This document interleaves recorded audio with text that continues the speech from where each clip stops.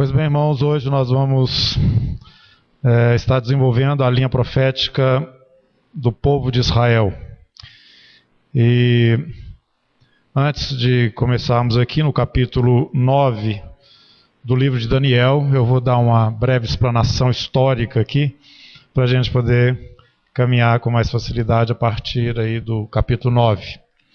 Bom, Israel se torna uma nação praticamente depois do cativeiro ali no Egito, e através de Moisés, Deus leva o povo para a terra de Canaã, depois de organizá-los ali no deserto, durante aqueles 40 anos, e eles chegam e conquistam a terra de Canaã e passam a habitar ali. Deus diz a eles que eles deveriam andar nos seus mandamentos que eles receberam ali no deserto, e andando nesses mandamentos, eles seriam bem-sucedidos. E o Senhor disse a eles também que se por acaso eles se desviassem em desobediência como os povos que habitavam ali aquela região, eles também da mesma maneira seriam expulsos de lá. E nós vamos ver que é exatamente esta história narrada aqui na Palavra de Deus, na Bíblia, que aconteceu porque Israel se desviou de seguir o Senhor e começou a adorar os deuses das nações ali, que eles haviam conquistados, e circunvizinhança também.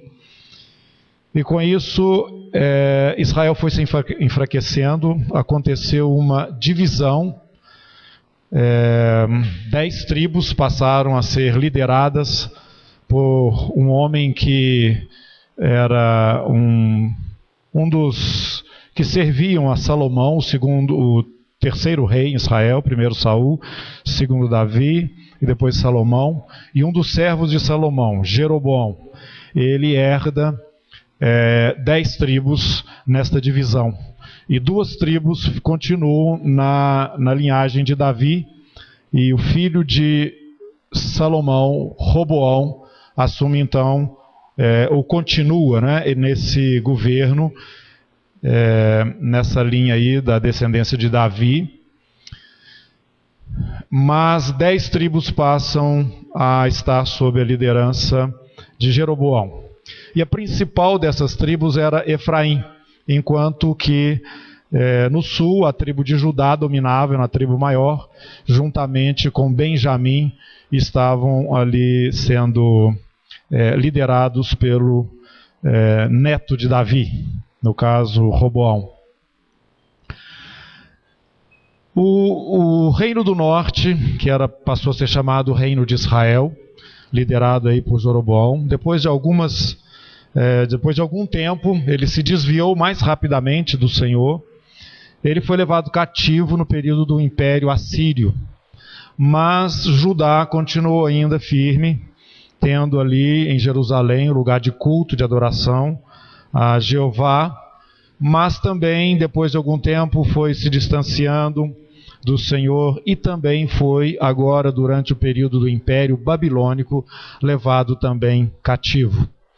Então, a partir deste momento, nós já vimos quando estudávamos aí a linha profética das nações, começa o tempo dos gentios. A Bíblia chama este tempo porque Israel definitivamente foi tirado da sua terra e passou a ser dominado e governado por potências estrangeiras. E aí então começa o período chamado Tempo dos Gentios, como falamos, no Império Babilônico, no período de Nabucodonosor. Nessa mesma época, um pouquinho antes desse evento, desse acontecimento, o profeta Jeremias foi levantado em Israel, ou melhor, em Judá, para ser mais preciso, Jerusalém, para profetizar, dizendo ao povo para que se arrependesse e voltasse aos caminhos do Senhor, porque senão fatalmente eles seriam levados nesse cativeiro, que foi o cativeiro babilônico, e o povo não se arrependeu, e Jeremias então foi perseguido. E quando ele escreve o livro de Lamentações, ele está vendo a destruição de Jerusalém pelos exércitos de Nabucodonosor, por isso ele escreve aquele momento de profunda tristeza, e um momento, assim, historicamente falando, de muita desgraça, a destruição de Jerusalém. E a partir desse momento, Nabucodonosor leva cativo alguns de Israel, dentre eles ele leva aqueles que são ali mais nobres para estarem com ele na sua corte, porque ele fazia isso nos lugares por onde ele estava vencendo e dominando e expandindo o seu reino. E entre estes está ali Daniel e também os seus amigos. E eles são levados para estarem junto ali com Nabucodonosor na corte babilônica. E é exatamente através deste Daniel que nós temos essas revelações que estamos caminhando aqui no capítulo 2, capítulo 7, a linha profética das nações. E hoje, através do próprio Daniel, nós estamos entrando na linha profética de Israel. E isso é descrito com bastante precisão no capítulo 9. Mas antes eu disse a respeito desse... tive que colocar esse histórico, esse pequeno histórico, porque, na verdade... O profeta Jeremias, quando falava a respeito deste cativeiro que, sem sombra de dúvidas, ocorreria se Israel não arrependesse, na sequência dessa profecia, quando ele diz que Israel realmente seria levado cativo, ele diz também no capítulo 29 que haveria um período do povo de Israel no seu cativeiro na Babilônia. No capítulo 29, versículo 10, está escrito assim: Assim diz o Senhor, logo que se cumprirem para a Babilônia 70 anos, atentarei para vós outros e cumprirei para convosco a minha boa palavra, tornando a trazer-vos para este lugar. Jeremias, então, disse que o período desse cativeiro na Babilônia para Judá seriam exatamente 70 anos. Pois bem, este homem de Deus, profeta Daniel, agora já cativo ali na Babilônia, a palavra de Deus nos mostra no seu livro, o livro de Daniel, que Daniel estava como um homem temente a Deus, prestando atenção na palavra profética que Deus havia trazido ali, no caso, pelo profeta Jeremias. E eu vou ler o texto aqui, Daniel, capítulo 9. Está escrito o seguinte, no primeiro verso, está escrito que no primeiro ano de Dario, filho de Assuero, da linhagem dos Medos, o qual foi constituído rei sobre o reino dos caldeus, no primeiro ano do seu reinado, eu, Daniel, entendi pelos livros que o número de anos de que falava o Senhor ao profeta Jeremias, que haviam de durar as assolações de Jerusalém, era de 70 anos. Voltei o meu rosto ao Senhor Deus para o buscar com oração e súplicas, com jejum, pano de saco e cinzas. Daniel, estudando o profeta Jeremias, deparou com esta palavra, que o período deles ali na Babilônia duraria 70 anos. Então ele entra num período de oração, ele busca o Senhor, ele invoca a Deus, tem oração linda aqui de Daniel confessando o seu pecado e invocando ao Senhor. Verso 18 do capítulo 9 ele fala: E inclino a Deus meus ouvidos e ouve, abre os olhos e olha para a nossa desolação e para a cidade que é chamada pelo teu nome, porque não lançamos a nossa súplica perante a tua face, fiado em nossas justiças, mas em tuas muitas misericórdias. Ele então invoca o Senhor e, como homem temente que ele era de Deus, ele foi ouvido.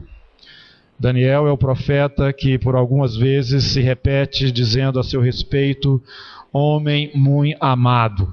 Ele era um profeta, um homem de Deus muito amado pelo Senhor.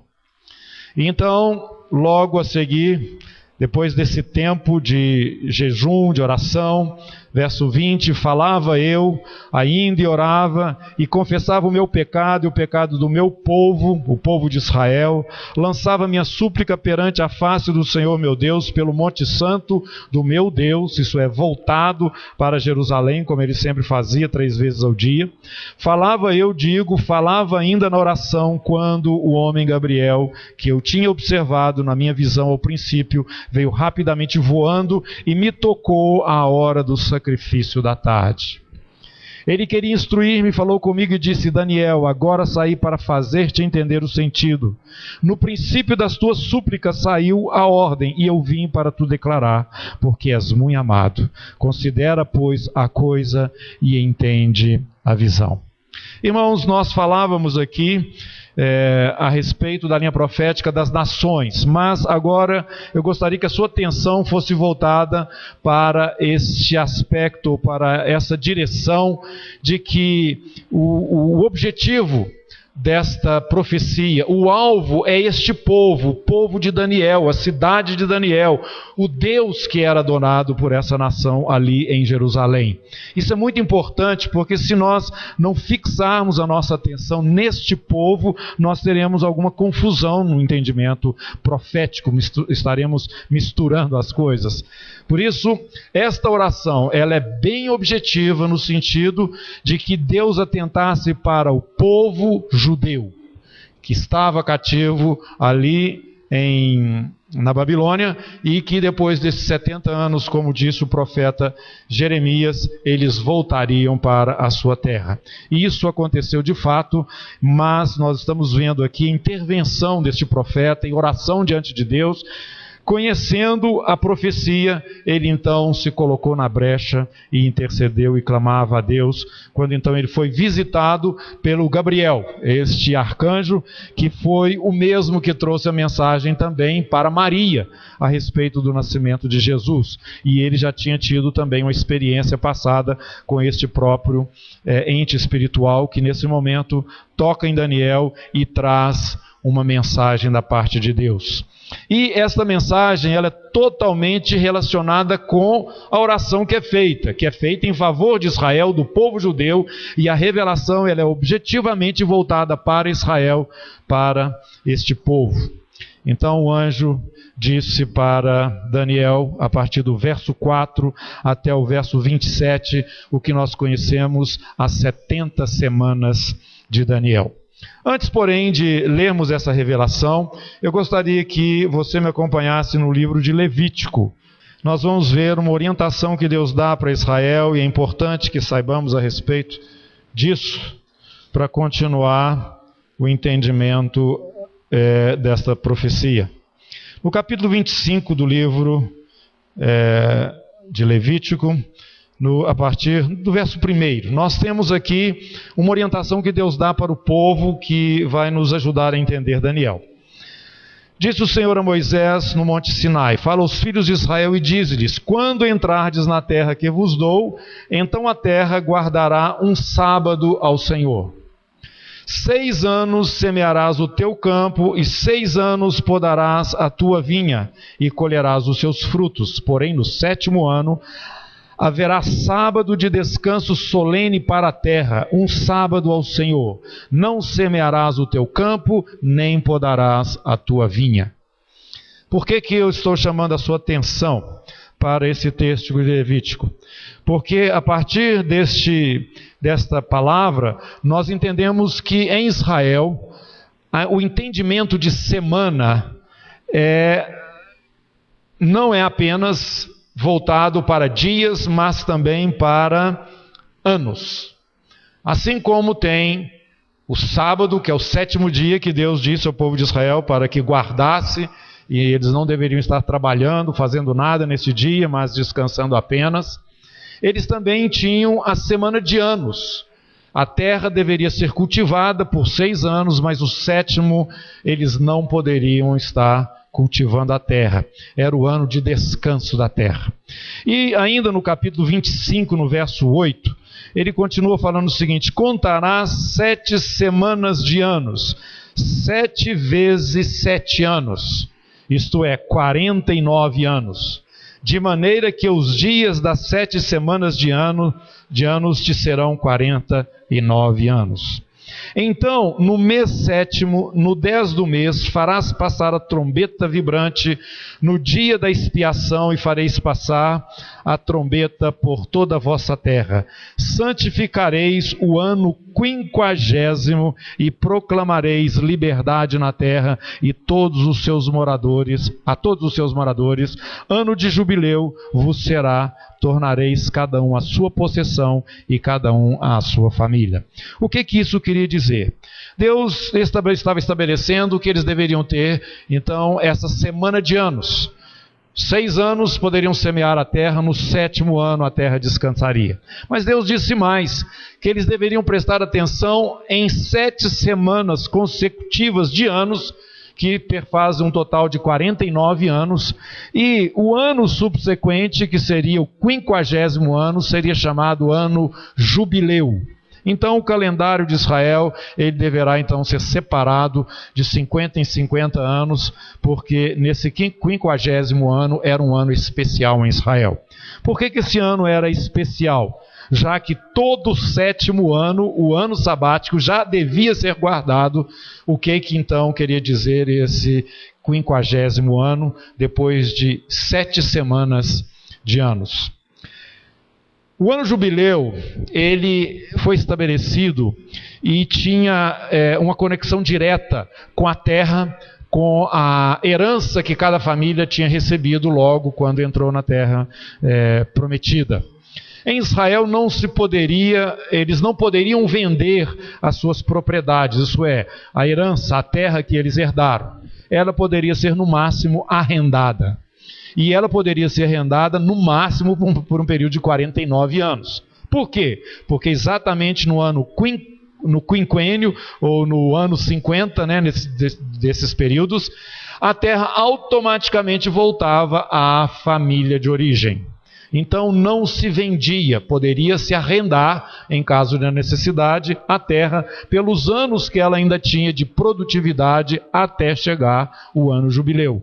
Quando então esse ano chegasse, a propriedade então voltava para a família de origem. Interessante observarmos isso, irmãos, porque isso era algo conhecido em Israel, normal. Quando você falava semana, você tinha que explicar, você está dizendo semana de anos ou semana de dias. Dias, você tem o 7º, que é o dia, que é o sábado. E anos, você tem o 7º, que é o ano sabático, que a terra deveria descansar. Voltando para Daniel, capítulo 9, nós vamos entender que essas 70 semanas que estão determinadas sobre o teu povo, que é o que o Gabriel diz para Daniel, são exatamente 70 semanas de anos.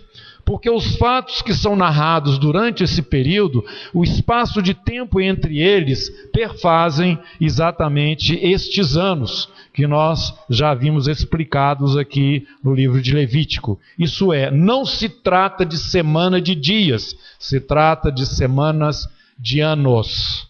Vamos então para o verso 24, quando Gabriel começa dizendo: 70 semanas estão determinadas sobre o teu povo. Povo de Israel, povo judeu, povo pelo qual Daniel estava intercedendo, o seu próprio povo. E ainda mais, ele orava por Jerusalém, e o anjo disse a ele: também sobre a tua cidade, a tua santa cidade. E esse período de 70 semanas que estão determinados, no final dos quais o que há de acontecer? Vai cessar a transgressão, os pecados estarão extintos e expiada toda iniquidade, a justiça eterna já estará estabelecida e então a visão estará selada, cumprida a profecia, e o Santo dos Santos será ungido. Quando nós colocamos esse verso 24, para nós ele pode não soar muito claro, mas eu preciso falar um pouquinho a respeito desse contexto, que é essa revelação de Deus para o povo de Israel. Quando Gabriel disse isso para Daniel, Daniel entendeu muito bem o que ele estava falando. Ele estava falando que iriam passar 70 semanas de anos, no fim dos quais chegaria o reino que Israel esperava, o reino em que o Messias estaria estabelecido no seu trono como descendente de Davi, segundo os profetas, e estaria reinando sobre Israel, também segundo os profetas, e além disso, este governo, este reino, seria um reino que abrangeria toda a terra. Isto eles entendiam, esperavam, aguardavam este reino maravilhoso prometido.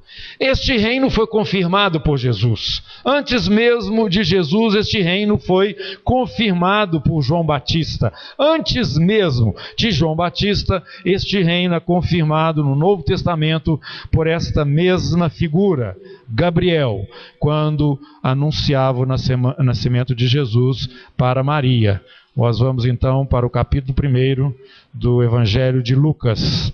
E ali nós vamos encontrar este momento quando o anjo Gabriel chega até Maria e dá a ela esta revelação maravilhosa do nascimento de Jesus.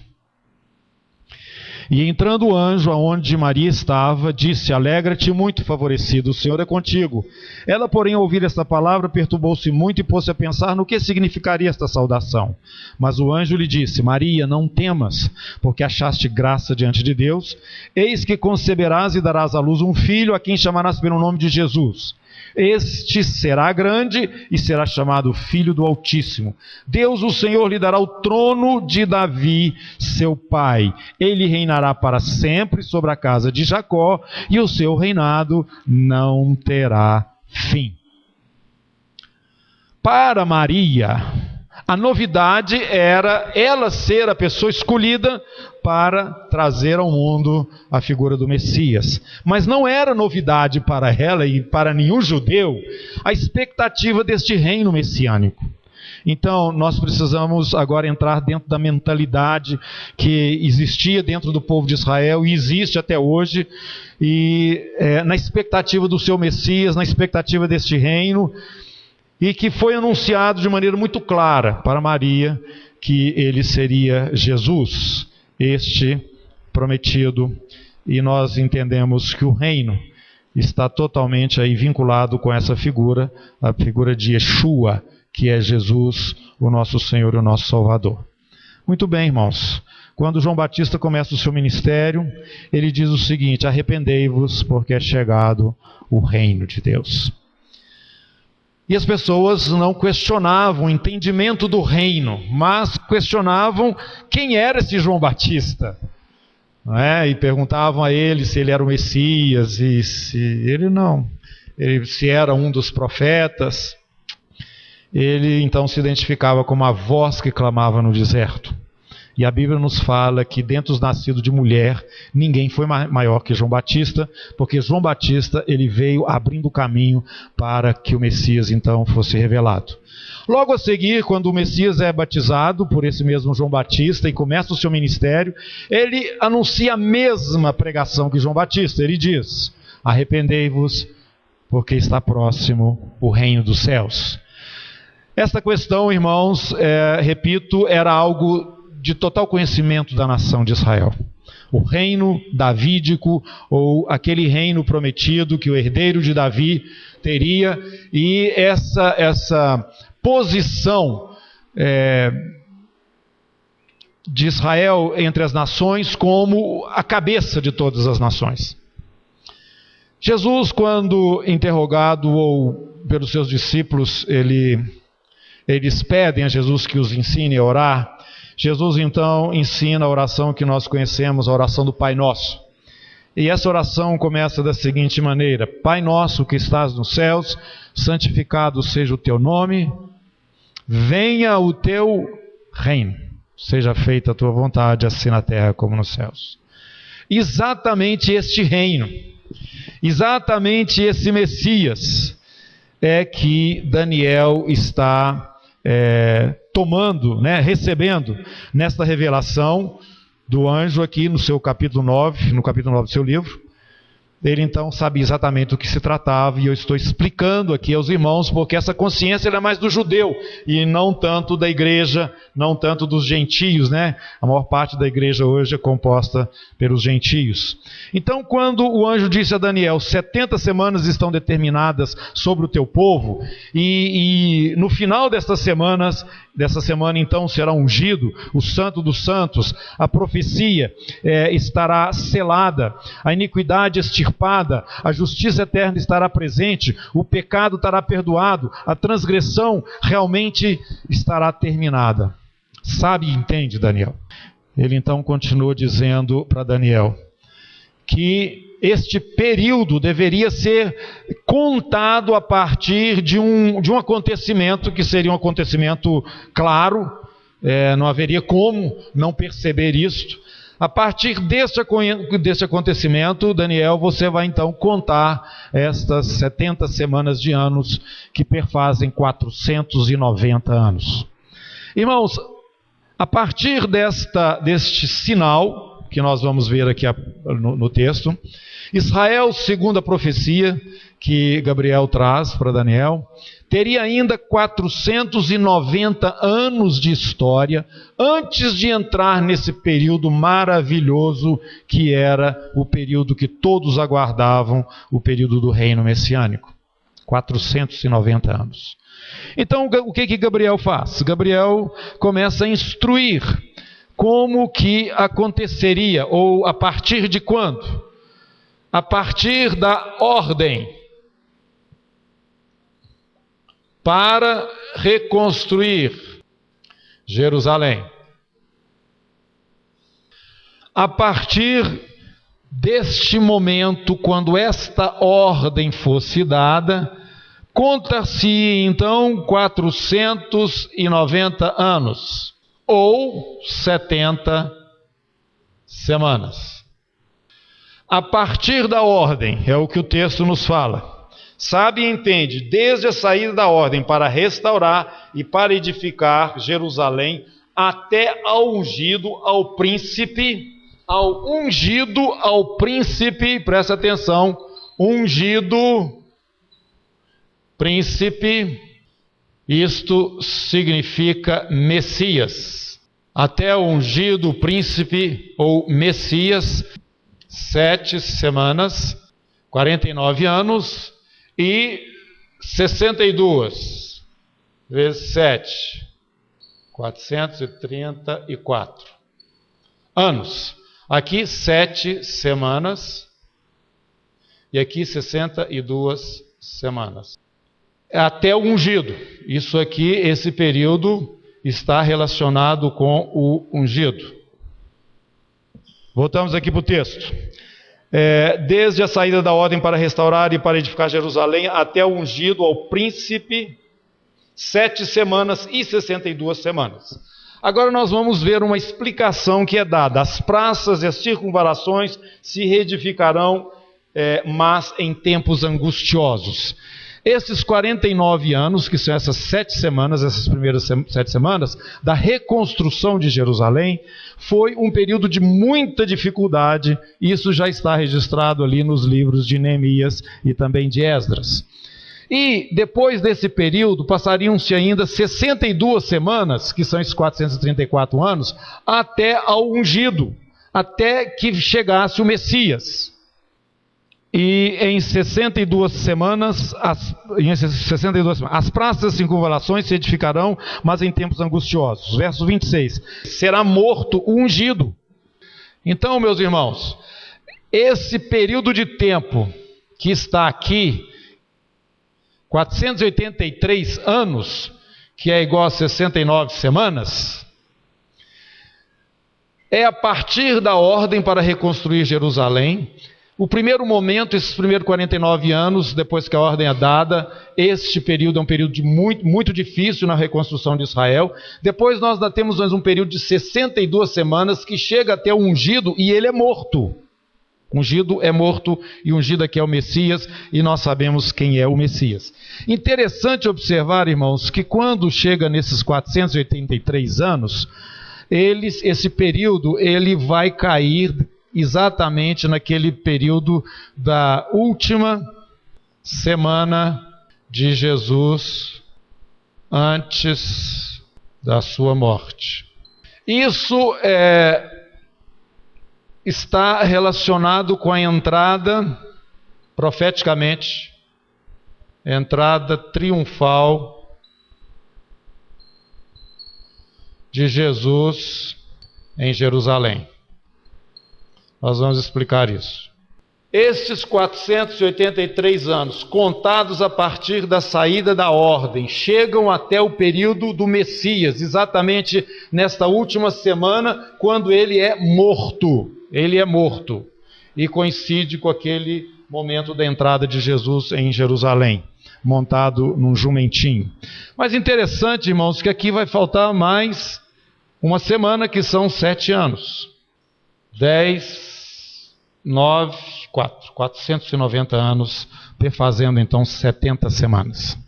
Essa primeira parte que nós falamos até agora, ela é totalmente histórica, já é coisa passada.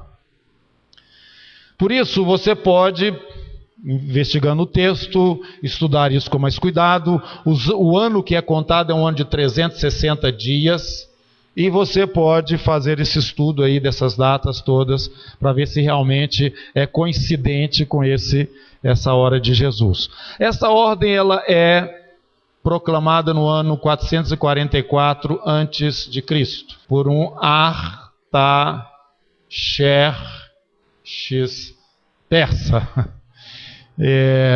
E você tem isso aí na Bíblia, se não me engano, no livro de Esdras. Nós temos aqui Neemias. Nós vamos aqui, Neemias, capítulo 1, nós vamos ver Neemias indo para reconstruir o templo, os muros de Jerusalém. O período de Esdras é um período que é mais no sentido da reconstrução do templo, e Neemias mais na reconstrução dos muros da cidade. Mas o decreto que libera ou abre espaço para esta ordem, é bom explicar isso aqui, ele vem por Ciro. Ciro, ele deixa esse espaço aberto, e você vai encontrar isso lá no livro de Crônicas, 2 Crônicas, capítulo 36, do versículo 22 em diante, e também Esdras, capítulo 1. Você vai encontrar isso. Ciro, ele é que também o profeta Isaías já falava a respeito dele, muitos anos antes, que ele é que seria o libertador de Israel. Através dele é deixada esse espaço, essa abertura, e a ordem sai para a reconstrução nesse período aqui do Artaxerxes, no ano 444 a.C. Começam a ser contados então esses 490 anos, dos quais 483 já se cumpriram, e se cumpriram na pessoa do Messias, ou príncipe, o ungido, quando ele é morto e retirado de uma maneira abrupta. O texto dá esta conotação ali no hebraico. Bom, irmãos, eu agora vou trabalhar só nesses últimos 7 anos, a parte restante do nosso capítulo 9. E aqui não é alguma coisa que já se passou, é algo que ainda há de acontecer.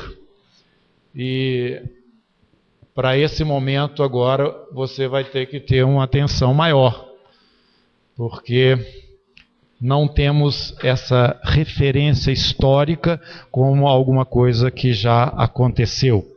Mas no capítulo 9, falando a respeito da linha profética de Israel, acontece a mesma coisa que nós vimos ali quando vimos a linha profética das nações. Nós vimos que aqueles reinos todos foram acontecendo. Imagina a estátua do capítulo 2, representando os reis aqui, o Império Babilônico, o Medo-Persa, o Grego-Macedônico, o Império Romano, e depois nós chegamos nos pés. Os pés está ligado ao Império Romano, mas esse período ainda não aconteceu historicamente, e a Bíblia fala a respeito dele de uma maneira claríssima. E lá nós vimos que uma pedra caiu e acertou a estátua nos pés. E esta pedra, ela destrói toda a imagem e se torna um império que domina toda a terra, e este reino não tem fim. Esta pedra acerta exatamente a estátua, nos pés. Interessante que tudo isso nós já vimos historicamente, mas este último reino ainda não aconteceu. Ele vem na sequência e na herança do Império Romano, porque os pés são ferro, que é o elemento aqui das pernas, e também barro. Então, esse ferro e barro historicamente não aconteceu. Por que não aconteceu? Por que eu estou dizendo que não aconteceu? Porque essa pedra não caiu ainda.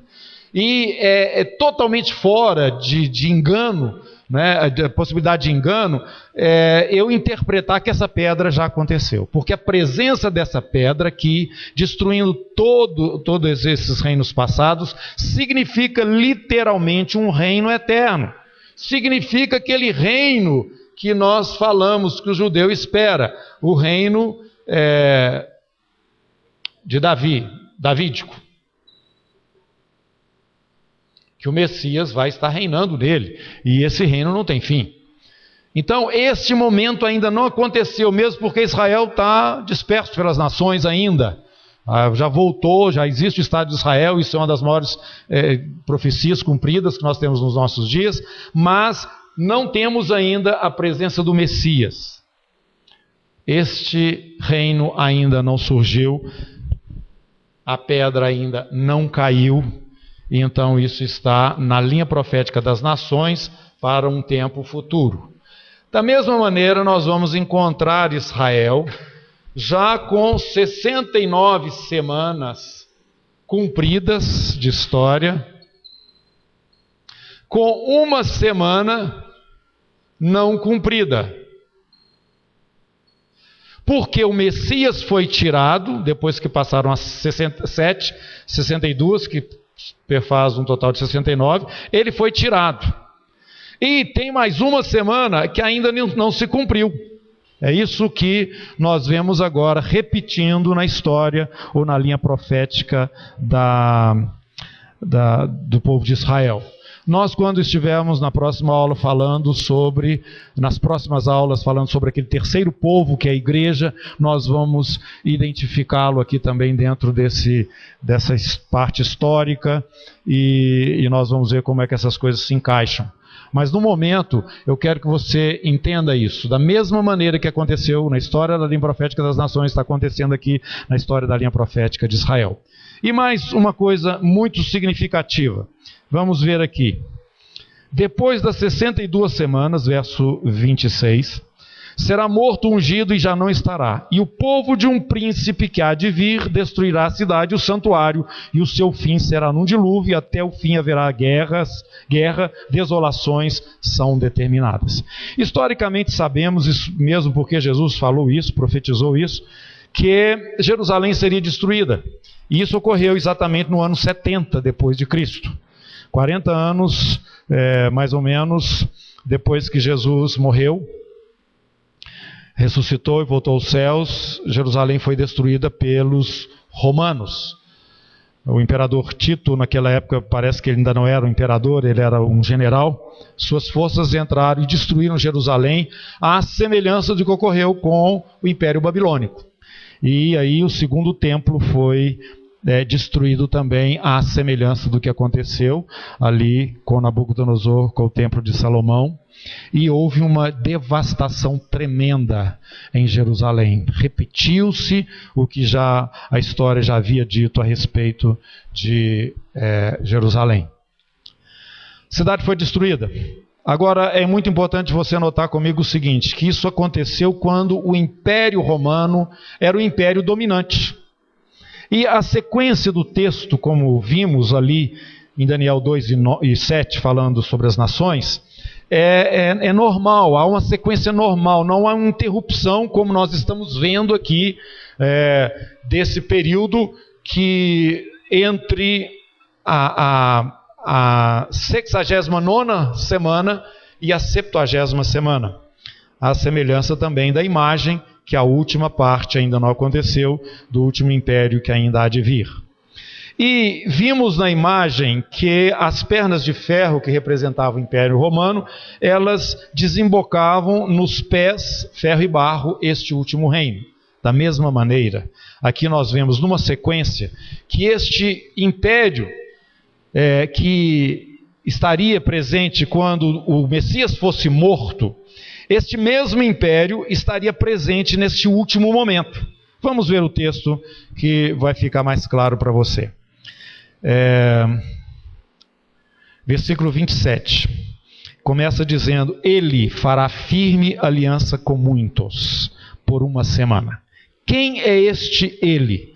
Voltando no verso 26, você vai ver quem ele é. Quem é este aí? Depois das 62 semanas será morto, ungido e já não estará, e o povo de um príncipe que há de vir destruirá a cidade e o santuário, e o seu fim será num dilúvio, e até o fim haverá guerras, desolações são determinadas. Ele, o príncipe que há de vir, destruirá, ele fará firme aliança com muitos.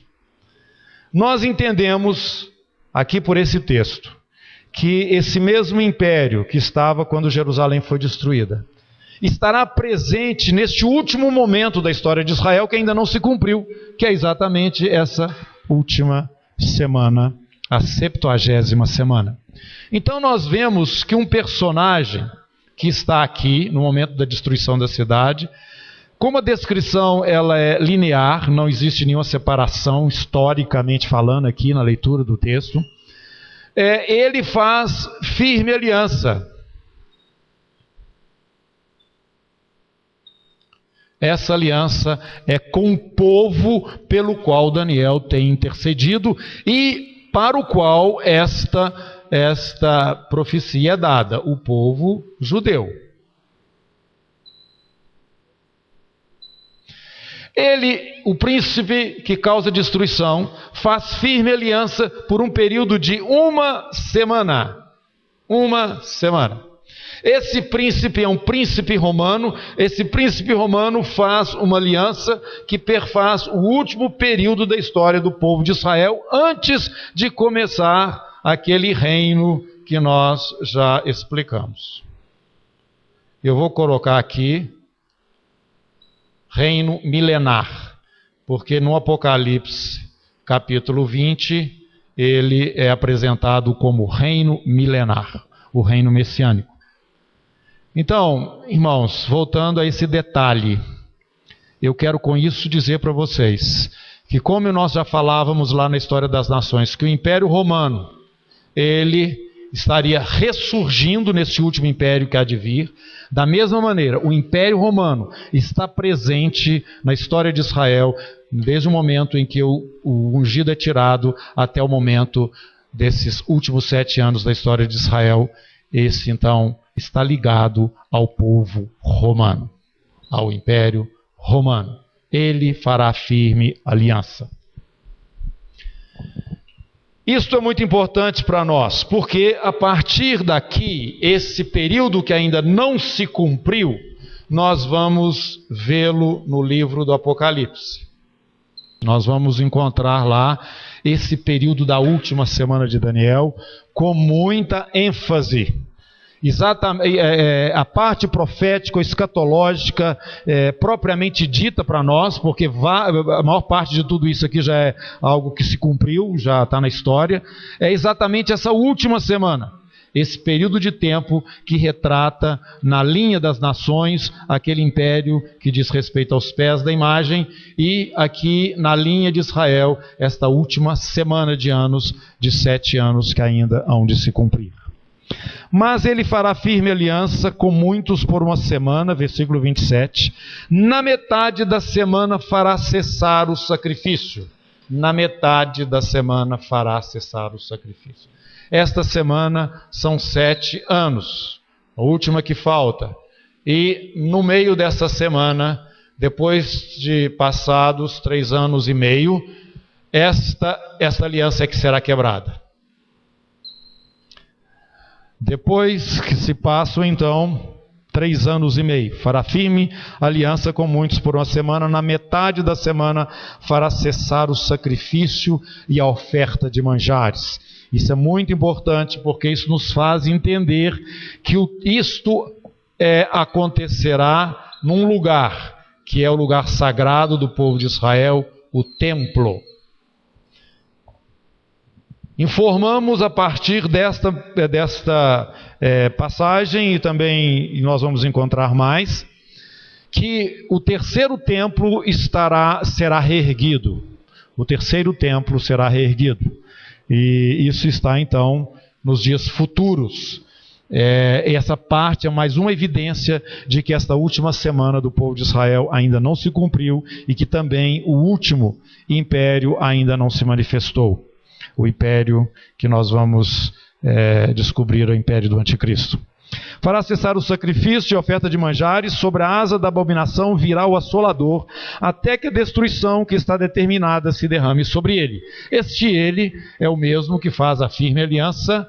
Ele vai se intrometer no templo na metade dessa semana e vai interromper o culto judaico que acontece aqui nos sacrifícios diários e todas aquelas coisas que vão voltar a acontecer nesse terceiro templo, como era no princípio. Então, nesses últimos 7 anos, última semana de história de Israel, que ainda há de se cumprir, o antigo Império Romano será manifestado novamente. E o seu líder estará fazendo um acordo com os judeus durante um período de 7 anos. Continua a sequência, então, da última semana, da antepenúltima, ou melhor, da 69ª semana com a última semana, perfazendo então 70 anos profetizados aí no capítulo 9. Só que essa última semana de anos, 7 anos, será dividida em 2 partes, 3 anos e meio e 3 anos e meio.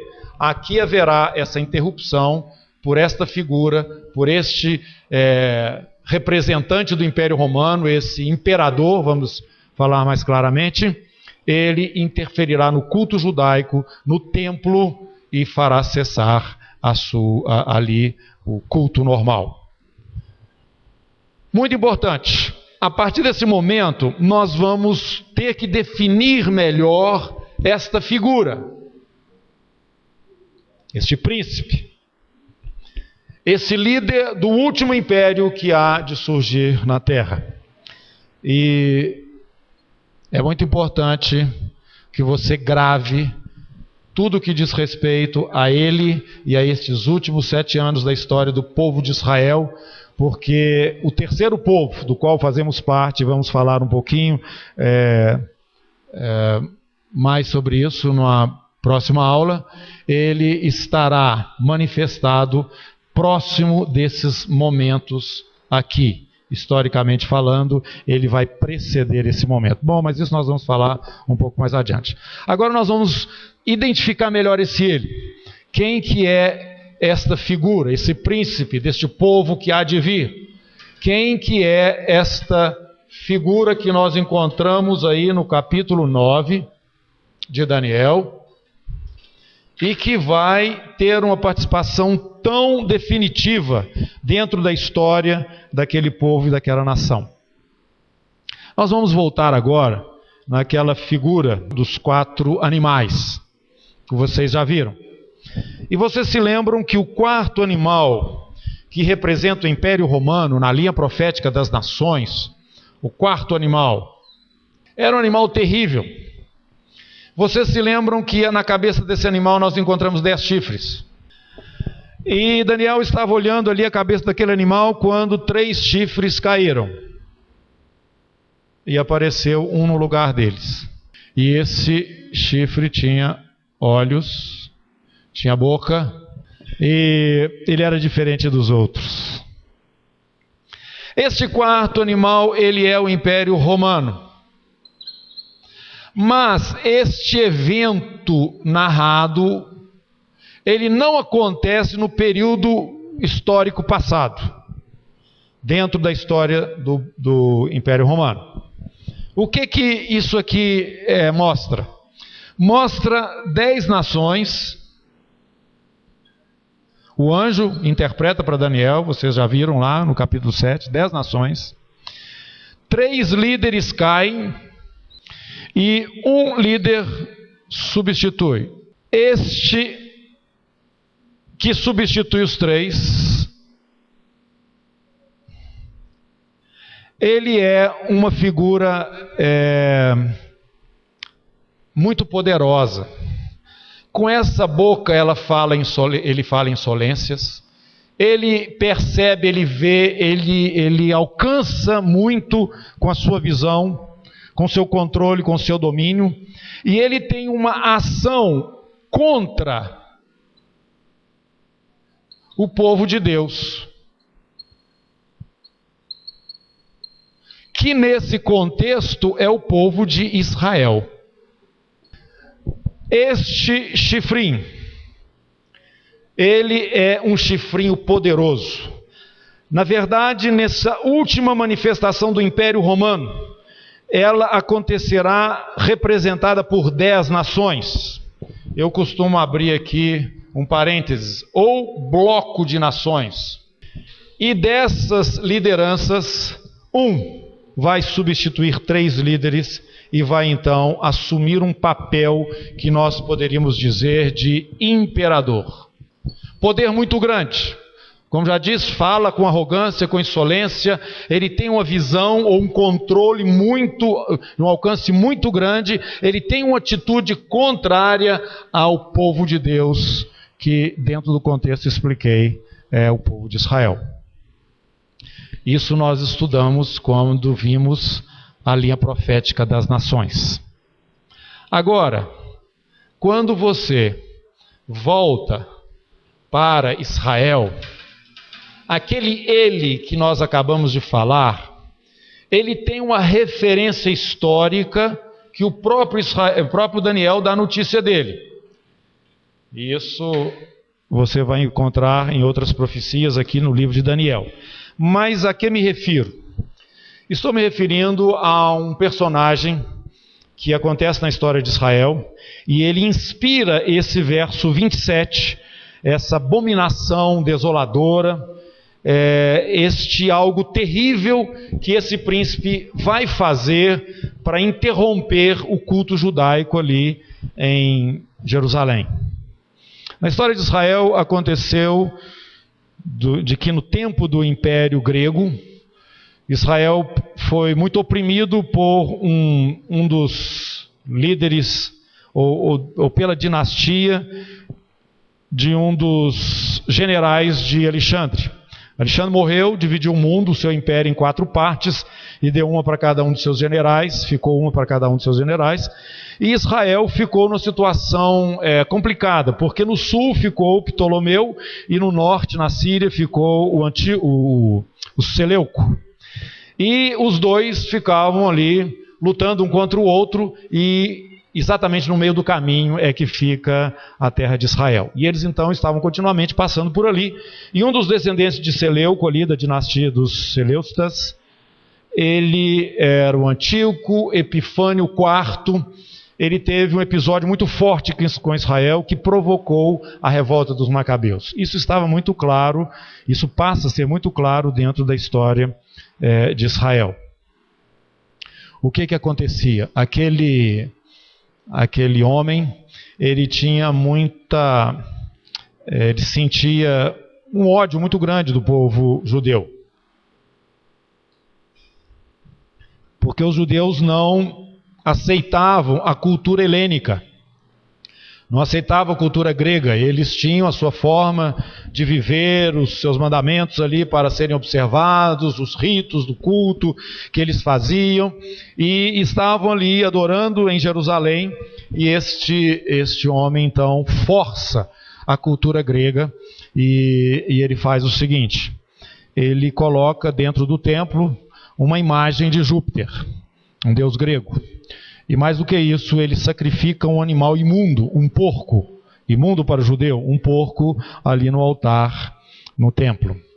Isto para o judeu, assim, temente a Deus, isto era alguma coisa, eu poderia dizer, o pior do pior. A expressão bíblica é abominável desolação. Aquilo que o que é mais forte na lei é exatamente a palavra de Deus contra a idolatria. E também essa observância que eles deveriam ter de estarem sendo zelosos no sentido de não comer carnes de animais imundos e outras coisas todas. Tudo isso foi dessacralizado com esta ação de Antíoco. Ele realmente fez a pior coisa que poderia ser feita para aquele povo, e com isso explodiu a revolta dos Macabeus, e a história vai nos mostrar como isso ocorreu. Mas eu quero chamar a atenção para este fato, que em Israel ficou sendo um fato conhecido, historicamente conhecido. Você vai ver Jesus falando a respeito dele, lá no capítulo 24, versículo 15 de Mateus. Jesus fala: quando vides o abominável da desolação no lugar santo. Então esse abominável da desolação já era de conhecimento, como Jesus mesmo disse, como falou o profeta Daniel.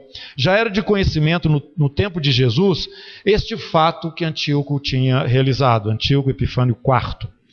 E ficou gravado na memória daquele povo essa abominável desolação.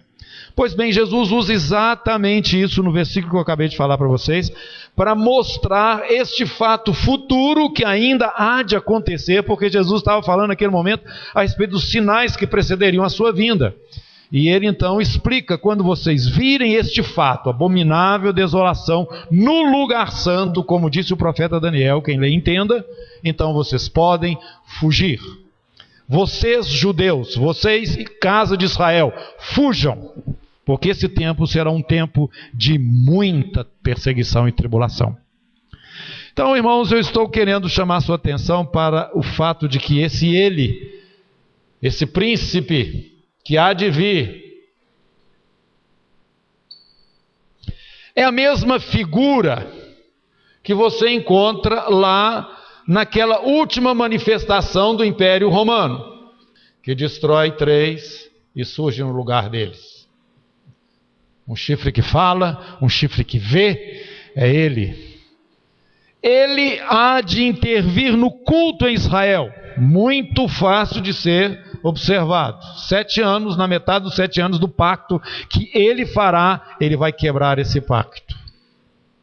E nós vamos ter 3,5 anos. 3,5 anos. Ele interfere para a história ali do culto. Não para a história, ele para o culto em Israel. E essa última semana da história de Israel é então dividida em 2 partes, por esta figura, por este ele, que vai promover, e você encontra isso aí também, Daniel, uma perseguição ao povo que é Israel. Claramente, Israel é o contexto. Esse príncipe que está ali no capítulo 9 e também agora já voltamos ali no capítulo 7, naquele 4º animal na cabeça dele, que é o próprio Império Romano na sua última manifestação.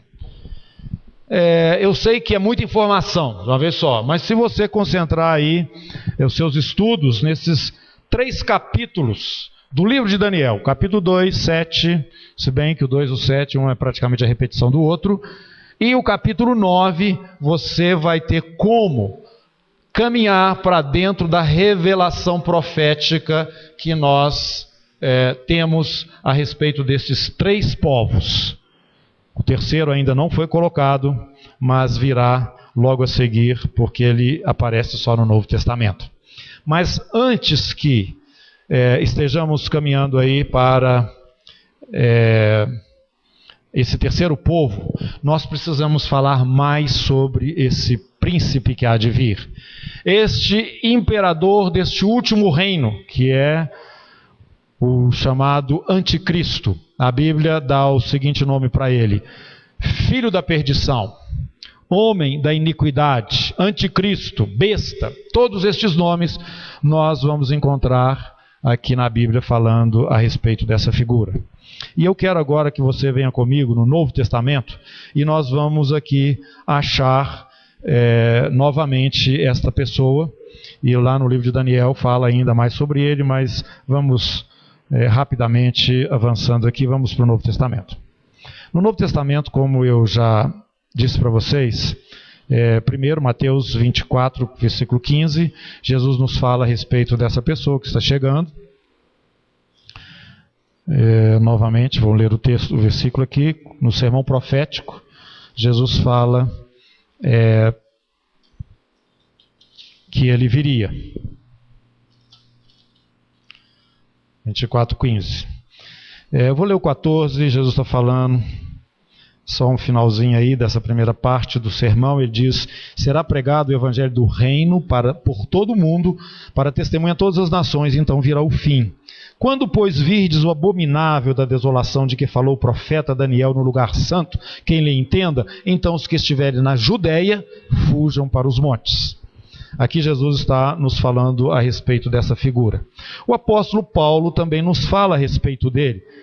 Nós vamos ver essa revelação aqui também no capítulo 2 de 2 Tessalonicenses. E aqui vem mais informações. Capítulo 2 de 2 Tessalonicenses nos fala, versículo 3: ninguém de nenhum modo vos engane, porque isto não acontecerá. Ele está fazendo referência aqui à nossa reunião com Cristo, à vinda de Jesus e à nossa reunião com Ele. Ninguém de nenhum modo vos engane, porque isso não acontecerá sem que primeiro venha a apostasia e seja revelado o homem da iniquidade, o filho da perdição, o qual se opõe e se levanta contra tudo que se chama Deus ou objeto de culto, a ponto de assentar-se no santuário de Deus, ostentando-se como se fosse o próprio Deus. Muito claro o que o apóstolo Paulo está falando. Ele está dizendo que antes da nossa reunião, esse terceiro povo, a igreja, se reunir com Cristo, haverá a manifestação desse homem. Ele vai aparecer e nós vemos aqui que ele vai ter essa atitude que Daniel já falava, que Jesus já falou e que agora Paulo está confirmando. Ele vai se colocar numa posição tão elevada como se fosse Deus mesmo, e vai entrar dentro do templo. Nós já vimos essa profecia em Daniel, e ali ele vai se assentar como se fosse Deus, e ele vai então ser manifesto ao mundo inteiro de uma forma diferenciada. Que coisa incrível! Um homem com pretensões tão altas, ou numa atitude tão arrogante diante de Deus. Mas é exatamente isso que a Bíblia nos fala, e nos fala que isso vai ocorrer antes do reino acontecer, antes que nós sejamos reunidos com Jesus, esse terceiro povo, a igreja, e esta é uma figura que a Bíblia nos fala com ênfase. O apóstolo João também na primeira carta fala a respeito dele, mas eu prefiro ir com você agora para o livro do Apocalipse. No livro do Apocalipse, esta figura vai aparecer aqui de uma maneira muito clara. Nós vamos começar no capítulo 11. É o primeiro momento que aparece a figura da besta no livro do Apocalipse. O que é esta besta? No capítulo 11, nos fala que ela surge e destrói duas testemunhas de Deus. Ela mata duas testemunhas. Vamos achar isso aqui. Versículo 7. Quando as testemunhas tiverem então concluído as duas, o testemunho que devem dar, a besta que surge do abismo pelejará contra elas e as vencerá e as matará. Primeiro momento que aparece aí besta no Apocalipse. Só que nós vamos ver esta figura com clareza no capítulo 13.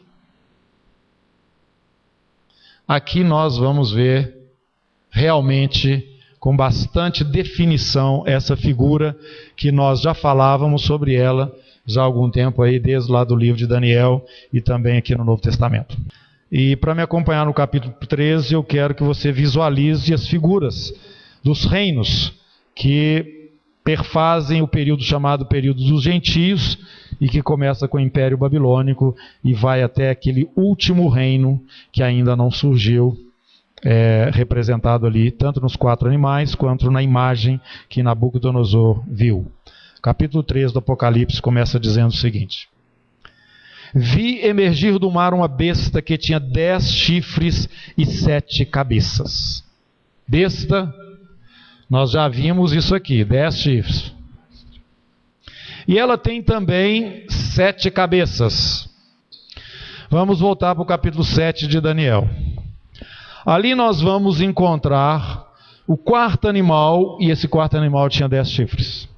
Nós vamos encontrar 4 animais, e cada um desses animais, com exceção do terceiro, tem cada um deles uma cabeça. Mas o terceiro, que é o Império Medo-Persa, que se dividiu em 4, nós vamos encontrar um animal que é o leopardo com 4 cabeças. Então vamos começar o Império Babilônico, uma cabeça, o Império Medo-Persa, uma cabeça, e o Império Macedônico, 4 cabeças. 1, 2, 3, 4 cabeças. E o Império Romano, onde estavam os 10 chifres, a última cabeça. Se você presta atenção na besta do Apocalipse, na verdade ela não é nada mais, nada menos do que a somatória de todos os animais do capítulo 7 do livro de Daniel. Você pode falar, será que é mesmo? Vamos olhar o texto aqui. Via emergir do mar uma besta, antes, porém, deixa eu explicar. Mar, aqui no livro do Apocalipse, é muito claro, na Bíblia mostra, significa povos e nações em instabilidade. Tá? Então, dentro de um quadro instável de nações se degladiando e em estado de instabilidade, surge essa figura. Ela se apresenta saindo de um mundo instável como o mar. E tinha 10 chifres, como vimos, 7 cabeças, sobre os chifres diademas e sobre as cabeças nome de blasfêmia. A besta que vi, presta atenção, era semelhante ao leopardo, o Império Macedônico, os pés como de urso, Império Medo-Persa, boca como de leão, Império Babilônico. Deu-lhe o dragão, isso é, o dragão que é a antiga serpente, que é Satanás, já foi explicado isso aqui no próprio Apocalipse. O dragão deu a esta figura, a esta besta, o seu poder e o seu trono e grande autoridade. Então vi uma de suas cabeças como que golpeada de morte, mas essa ferida mortal foi curada e toda a terra se maravilhou seguindo a besta. Aqui nós vamos encontrar algo muito interessante. Nós vimos nos estudos passados que haviam 4 impérios na sequência e o último, que era o Império Romano, ele foi interrompido. O Império Romano praticamente desapareceu, mas não totalmente. Ele ainda tem as suas raízes na cultura, na língua, nos costumes.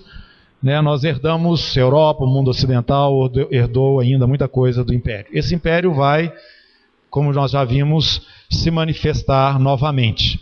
Mas aquela cabeça daquele animal, que era o Império Romano, o quarto, ela vai, parece que ferida a espada, ou desapareceu o Império Romano, ela vai aparecer novamente. Quando surgir esse império novamente, as pessoas vão ficar impressionadas. Opa, o Império Romano ressuscitou. Interessante observar isso, aquela cabeça, a 7ª cabeça, voltou novamente a surgir. Uma das suas cabeças, uma delas, que no caso representa o Império Romano, surgiu.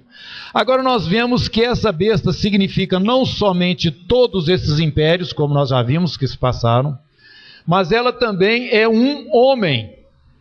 Nós vimos isso claramente aqui, quando falávamos a respeito daquele chifrinho, ou daquele pequeno chifre na cabeça do animal, esse príncipe lá do capítulo 9. Ele também é um homem, ou melhor, essa besta também é um homem. Esse homem,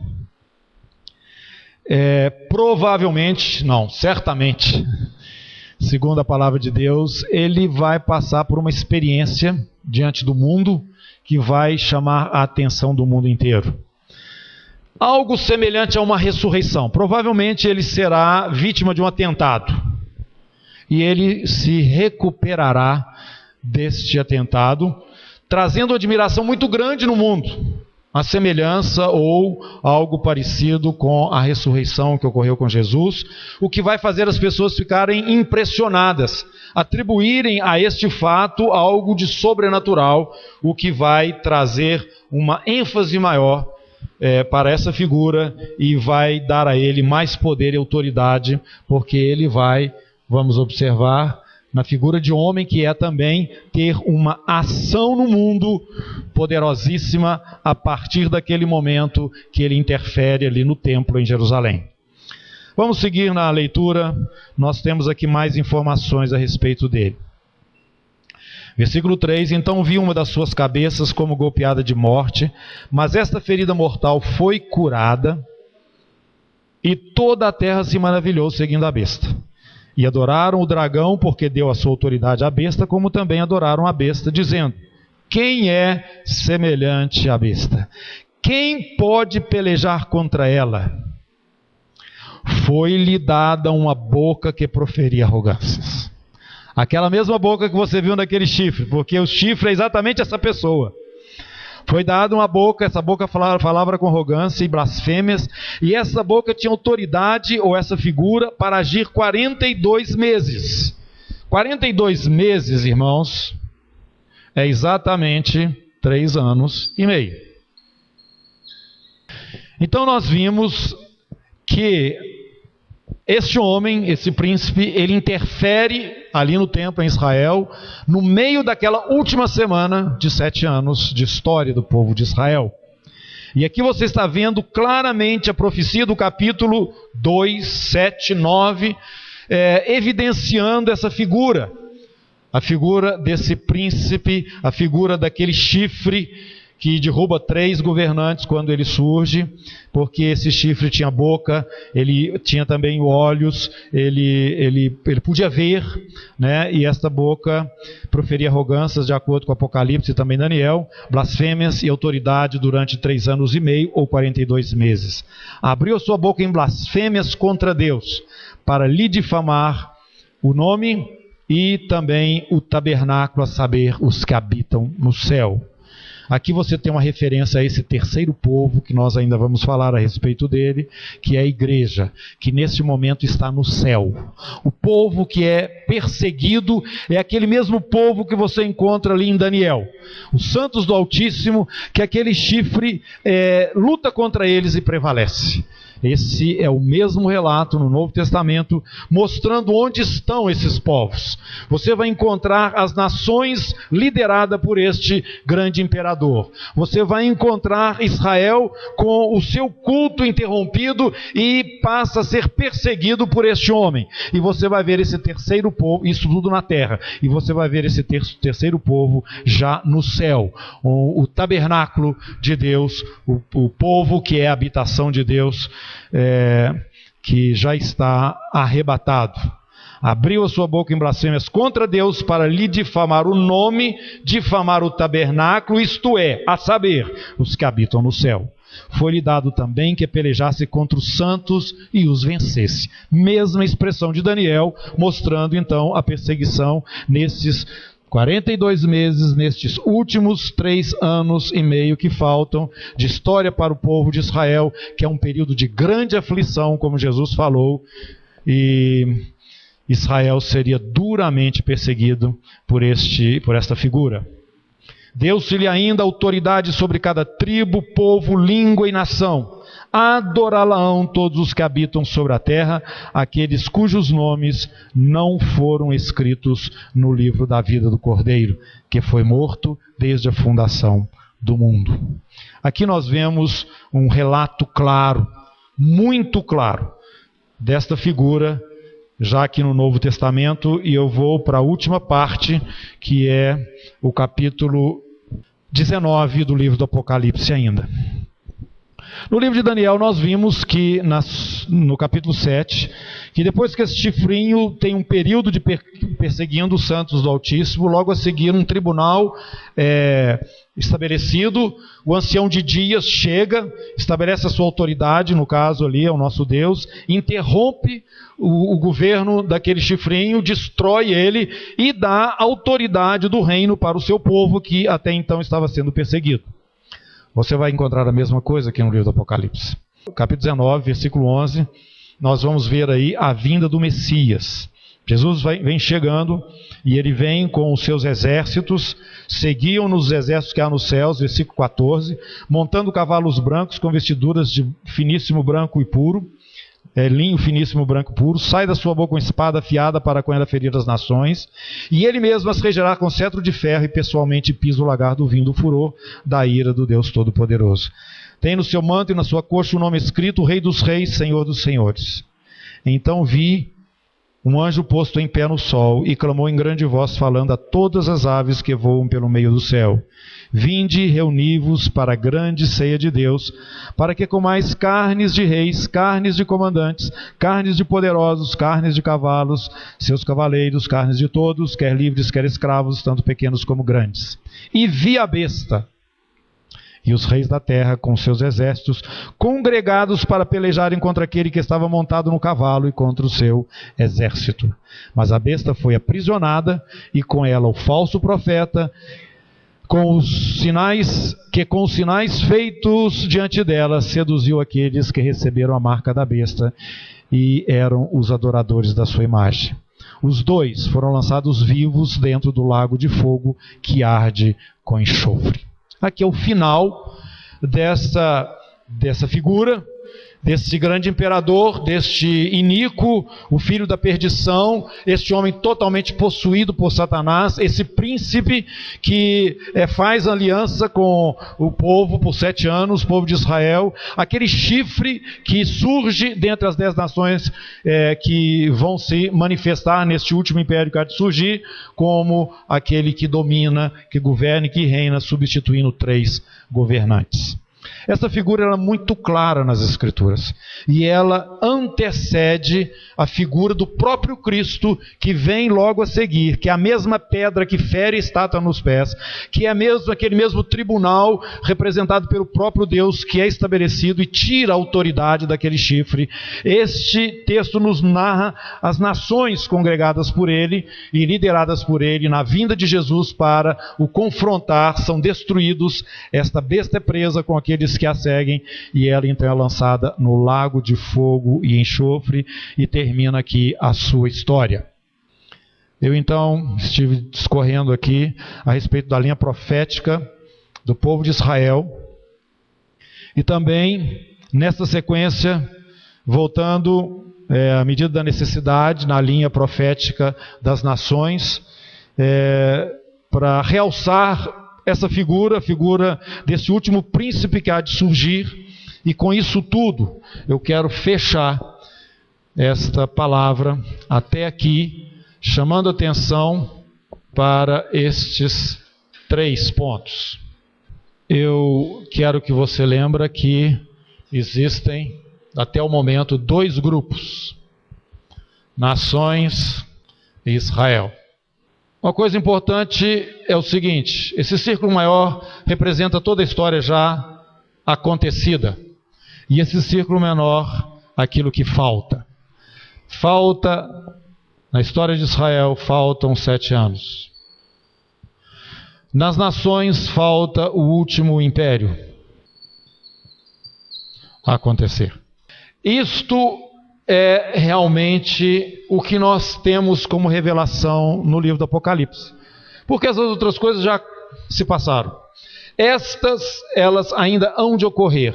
Mas na profecia que lemos, elas acontecem como se não houvesse interrupção. Por quê? Porque o terceiro povo ainda não foi manifestado. Esse terceiro povo é a igreja. Ele está presente exatamente entre essas 2 fases proféticas das nações e do povo de Israel. Nós vamos falar então sobre a igreja, que é o terceiro povo, na próxima ministração. Então, irmãos, a igreja, ela está dentro desse período que vai pegar esses últimos acontecimentos, ou melhor, o princípio desses últimos acontecimentos, mas não vai entrar dentro deles. Ela está exatamente nesse período que a Bíblia chama últimos dias. Na verdade, ela não vai estar dentro desses 7 anos.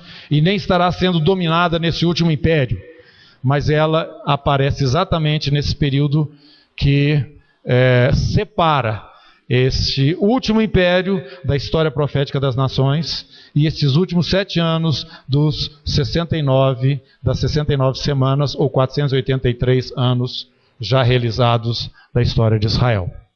Amém?